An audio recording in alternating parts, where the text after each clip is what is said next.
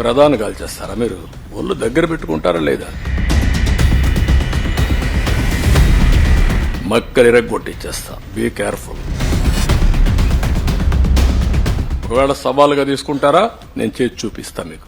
అనంతపురం జిల్లాలో రామాలయం రథంని నిప్పు పెట్టిన ఘటన చోటు చేసుకుంది 2 రోజుల క్రితం. అయితే అర్ధరాత్రి సమయంలో కొంతమంది దుండగులు కనేకల్లు మండలం హనకనకల్లు గ్రామంలో అర్ధరాత్రి సమయంలో రామాలయం టెంపుల్ పక్కన ఉన్న మండపంలో ఉన్న రథంని నిప్పు పెట్టారు కిరోసిన్ పోసి. అయితే దీనికి సంబంధించి కూడా అక్కడే ఉన్న మంటలు ఎక్కువగా రావడంతో పక్కనే ఉన్న గ్రామస్తులు దీన్ని గమనించి వెంటనే రథం ఉన్న మండపం దగ్గరికి వెళ్ళి రథంని అంటుకున్న మంటలన్నీ కూడా పూర్తిగా ఆర్పేశారు. ఈ ఘటన పోలీసులకు సమాచారం అందించడం హుటాహుటిన కనేకల్లు ఎస్ఐ నాగమధు అలాగే రాయదుర్గం సిఐ వెంకటరమణ ఘటనా స్థలానికి చేరుకొని అసలు ఈ ఘటన ఎలా చోటు చేసుకుందన్న విచారణ అయితే మొదలుపెట్టారు. ముఖ్యంగా ఈ రథం కాలిపోయిన ఘటన పైన రాష్ట్ర ముఖ్యమంత్రి నారా చంద్రబాబు నాయుడు కూడా పూర్తి సీరియస్ అయ్యారు. ఘటనలో పాల్గొన్న వారిని ఎవరైనా కూడా ఉపేక్షించలేదు. వారి మీద కేసులు నమోదు చేసి వెంటనే అరెస్ట్ చేయాలని చెప్పేసి కూడా అధికారులను ఆదేశించారు. దీంతో రంగంలోకి దిగిన అనంతపురం జిల్లా ఎస్పీ జగదీష్ హుటాహుటిన ఘటనా స్థలానికి చేరుకొని అక్కడ clues team, dogs, finger prints team అంతా కూడా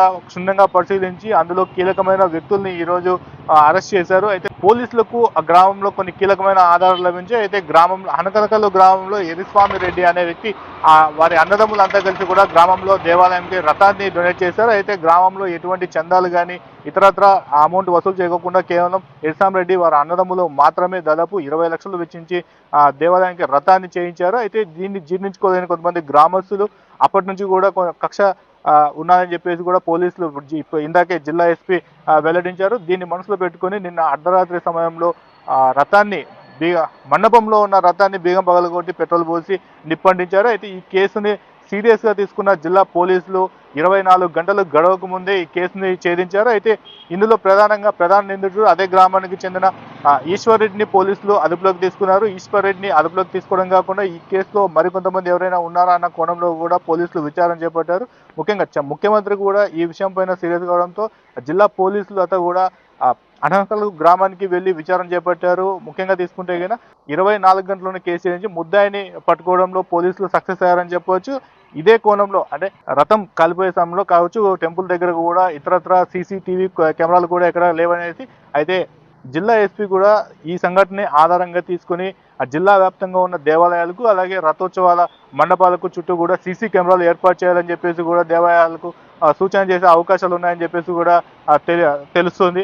మరోవైపు 24 గంటలు గడవక ముందే హనకల్లు గ్రామంలో జరిగిన రథోత్సవం కాలిపోయిన ఘటనలో ముద్దాయిని ఈశ్వర్ రెడ్డిని అరెస్ట్ చేశారు. మరోపక్క ఈ కేసుకు సంబంధించి ఇందులో ఇంకా ఎవరైనా పాల్గొన్నారా అన్న కోణంలో పోలీసులు విచారణ చేపట్టారు.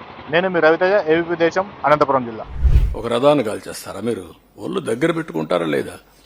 చెప్పా ఎవ్రీవేర్ కెమెరాలు పెట్టమన్నాడు. మక్కలు ఇరగొట్టిచ్చేస్తా. Be careful. Law and order గాని క్రియేట్ చేశారో ఇంట్లో నుంచి బయట వచ్చి ఎక్కడ చిన్న వైలెన్స్ జరిగినా నెక్స్ట్ 1 సెకండ్ లో మీ చొక్కా పట్టుకునే పరిస్థితి వస్తుంది. That is the mechanism I'm establishing. We are not inefficient. Yes will arrest.